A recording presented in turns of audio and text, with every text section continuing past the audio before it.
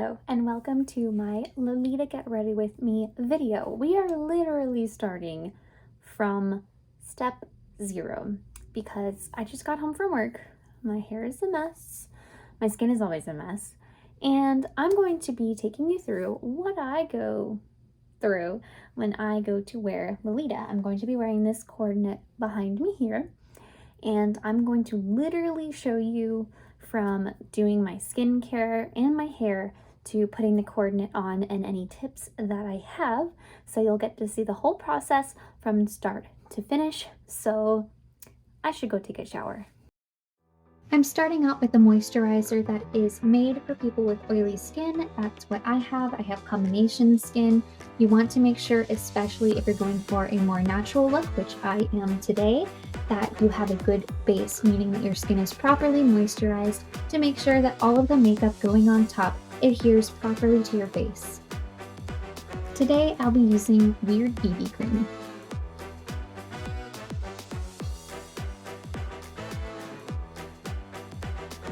Now I am applying the BB cream evenly all over my face. I like this BB cream because it's got a sort of jello texture. So it sits really lightly on the skin and it doesn't feel weighty or heavy. It doesn't feel like other foundations that I've used where I can feel something on my face. So I definitely suggest this. And if you find that your foundation is a bit heavy, what I tend to do is mix my foundation with a hydrating primer and then I'll put it on my face. I'm also making sure not to use my fingers. If you use your fingers to apply foundation, it can be less even. So that's why here I'm using a small makeup puff, making sure that I do my under eyes. This is a layerable BB foundation, so I'm just going back over areas that need a little bit of extra attention, making sure to cover my dark circles because I never get enough sleep. I say this while editing near midnight. And I'm just making sure everything looks good from a distance. I'm not too concerned about covering my blemishes so you can't see them. I don't feel like wearing concealer today. Using foundation as an eyeshadow base isn't a great idea, but I'm doing it today just to save on some time. So, oh well.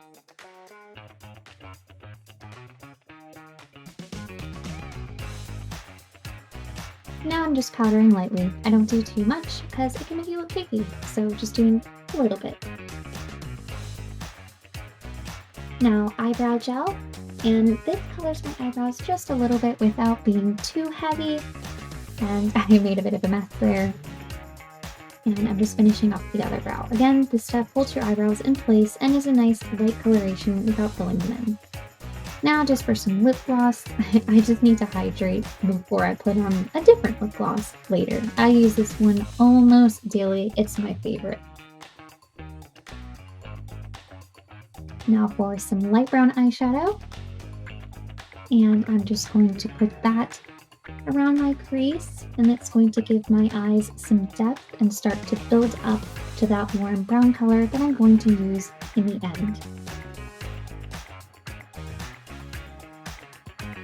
Now a little bit of a darker brown, and again basing that in the crease, and this is really just building up that nice color to get a good gradient of these lovely different browns. Now I'm just going back and blending some more, and now I'm using that color and doing my lash line, really just the outer third of my lash line to match. Now I'm checking it, make sure it's symmetrical. So now I'm going to use this nice, deep, warm coppery brown, and I'm going to go on my eyelid, and then I'm going to blend that out. Now for a shimmery color, which will give the eye some dimension, I think. I didn't go to makeup artist school, whatever it's called. Now for a light color, I'm going to put that in the center of each lid using my finger, just to again add some more dimension and make my eyes pop. I'm going to go back for a stronger white color and put that on the inner corners of my eye, and then the bottom inner part of my lash line. And that's just going to make my eyes look bigger. I poked myself in the eye. Don't worry about it. It's fine. I'm going to cry later.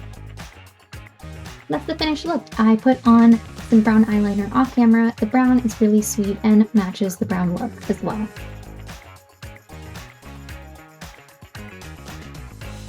Now for the wig cap. I don't really like putting on wigs that much because it's a mess. My hair is still a mess, but I'm just putting it up in a rough bun at the back of my head. Again, I'm not too worried about how this is going to look. It doesn't need to stay pretty, but I'm going to tuck all of my hair into the wig cap. Honestly, I shouldn't have put it so far down on my forehead, but that's okay. Just making sure it's all tucked in. A sexy little egg. And now I've got the silicone hairband, and what this does is make sure that the wig stays in place.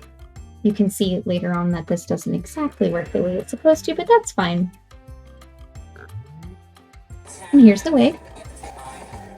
But before I put the wig on, I'm going to steal this. Adjusting. And now I'm going to put on the wig for an initial look because I know I need to trim the bangs on this a little bit. So I'm going to try the wig on here, and then off camera I'm going to trim the bangs because they are completely in my eyes, and that's no good. So I'll be back there. See? And I've got the bonnet going on here, and in a moment I'm going to run my mouth about how difficult it is to get this on right. Okay, so instead of doing a voiceover for this part, I'm just gonna complain. This is really hard to get on right. So it's like a little headband. And this is from Innocent World. So I think this is about where I want it to sit.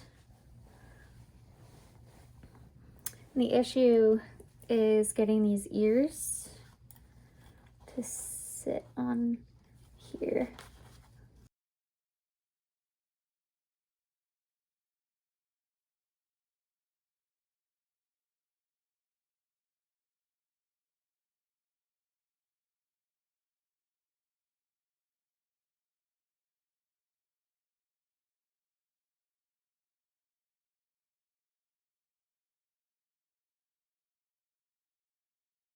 This takes a lot of finagling for me. I'm really picky, and I'm also moving the wig on.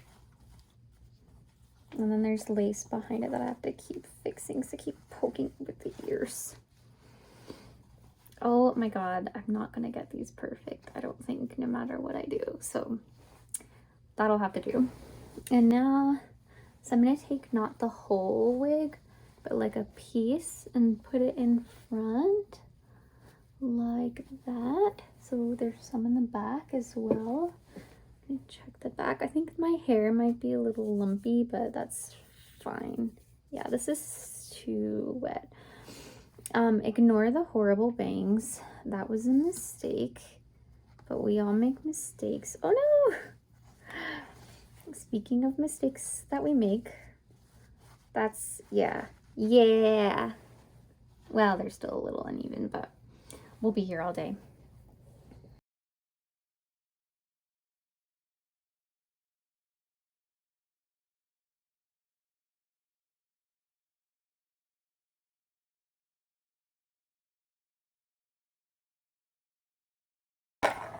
That'll do. And like I said, there's too much product in the bangs, but I have to wash it later. It's not a big deal. I mean, I say that and it's gonna bother me.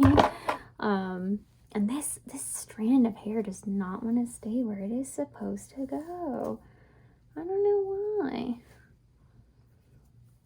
I don't wear wigs too often just because I'm not a huge fan. I feel like they're really fussy for me anyways. So for this dress, I've got an Aurora and Ariel petticoat, and then I've got a smaller petticoat on the inside just because this dress, which is from Bodyline, is a little heavy. So let's put this on. Much better. Okay, so let me adjust this a little more. Okay. And I am crap at tying waist ties, so I'm not going to show you that. You'll get to see the waist high eventually, just not right this second. Because like I said, tying waist ties is not my forte. So let me spin again without my arms in the way. Ta-da! Okay, so now I'm gonna adjust the sleeves. Make sure that's okay. I think normally I would want to wear a waist trainer with this because it doesn't have a waist tie across here. It's just from the sides to the back. And I think a waist trainer would help give it a smoother line because I've got a little bit of stomach chub. So these are my socks, which are nearly the same brown. So some of my friends recommended light brown shoes to match, and these are not Lolita shoes. I think I found these at a thrift store. So what I'm gonna do to make them a little more Lolita is add some bows, but the thing is, if you try to clip them, it can be pretty uncomfortable. So I'm going to cheat, and I'm actually going to use a little bit of this because I'm just taking pictures in these. There's no need to find some clips and make my feet really uncomfortable just for like a few pictures. So I've got this. I'm gonna stick it together. I really want to make sure that you can't see it, and it should stay on just fine. I mean, it's just a small bow. Oh, you can see it a little. Let's make you a little smaller. But yeah, if I was actually going to a meet or something, I wouldn't just tape it on. But like I said, since these are just pictures, I feel totally fine just taping it temporarily. If you were going to a meet and doing something like this to make a non-Lolita shoe look more Lolita, I think what I would recommend would be to use maybe magnets or something, or possibly a pin, a small alligator clip, but that is going to be a little more uncomfortable. The scalloping on these shoes actually makes them really hard to put on. Like my socks get stuck like on these because they point up. It's really annoying. And now I'm going to commandeer someone in the house to film my coordinate. Is this off-brand bear bag. Someday I'll have a Kumia. It's really cute, and yeah, my mom thinks it looks like a demon because it's got pink eyes. And to be totally honest with you, it kind of looks like a demon, but it's really cute, and that's kind of what I themed this coordinate off of. And let's go take a look at the full cord.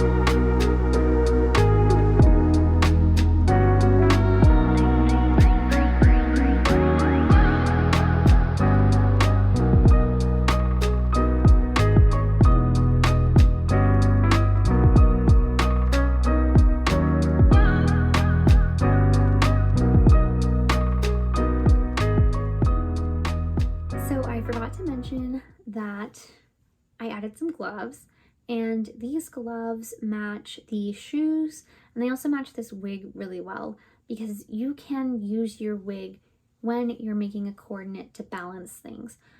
Generally what I like to do is I like to have, so I kind of think of a cord from top to bottom in a few different sections. So there's head, body, legs, feet. So 4 like this.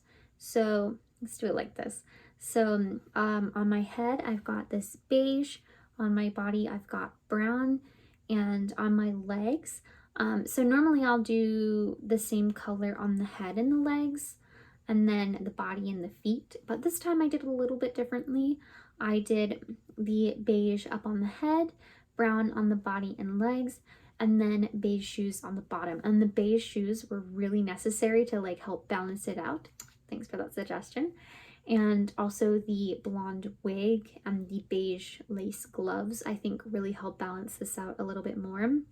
And And something that you'll learn as you wear Lolita more is that things don't need to match exactly. Like this beige does not match this lace here. It's a lot darker, but that's fine because it matches this wig.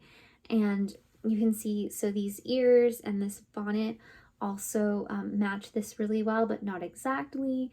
And I think that the thing that you need to keep in mind when you're doing different colors, like different browns or different beiges or different whites in the same coordinate, is tone. So if it's all like warm whites, beiges, and browns, they can go together, but don't mix cool browns and whites and beiges with it because it can look really weird. I think that's the main thing to keep in mind. Like beyond anything else, that's what I focus on, is making sure that my outfit has either warm tones or cool tones. I don't really mix them. Another thing, this bow sucks. I'll show you. It's got just this tiny little clip. It's too big for this, so I'm gonna need to replace this. And it's also just, I'm gonna need to steam it as well, because generally what I'll do is fluff these out so it's a little bit more, I can't do this with gloves. So it's a little more like this instead of lying flat. But again, because it's kind of been like that for a while, I would have to steam it to get it to stay like this, and I just didn't feel like doing it. So that's something to keep in mind that you can do to make things look better, because this is a bodyline dress and you can have bodyline look really good. It just takes. I mentioned earlier that I would like a waist trainer with this, and again, I think part of that too is that with this lace going down the bodice like this, a waist trainer would help give it smoother lines, because you can see, well, I'm slouching, but you can see that it's got a little bit of like a fold here where my bust ends, and I think a waist trainer would help just to smooth that out and look nicer. And something really nice about waist trainers as well is that if you get a boned waist trainer or one that is thick enough, you can rest the petticoats on the waist trainer itself and it won't cut into your waist. Don't get one and wear it really tight, of course. You want to make sure that it's comfortable. Personally, I really like them because it feels like really good back support for me. And that's just something, like there's a lot of undergarments that you can use to help you out in Lolita that feel nice, make wearing Lolita easier. And that's everything from waist trainers, maybe corsets. You can try sports bras instead of regular bras to be a little bit more comfortable. Sometimes I won't wear a bra with Lolita. I wouldn't do it with this dress, but with more structured bodices, you can get away with it. So that's just a few things to keep in mind to make Lolita more comfortable. Thank you so much for watching this video. I hope you enjoyed. I am not a makeup artist, obviously, but I did try my best. I really like to go for a more natural look, especially if I'm doing something like this, which is browns and, you know, beiges like on the gloves and the wig. I just really enjoy doing things that are makeup looks that are a little bit more subtle when I'm doing something like this. You could go with something heavier, and someday I might, but for now I wanted to stick with this really natural, nice brown eyeshadow and just a little bit of blush, just to, again, kind of match those natural neutral tones for this coordinate. Hello, help me. I've got a strange person in the corner. Save me, please.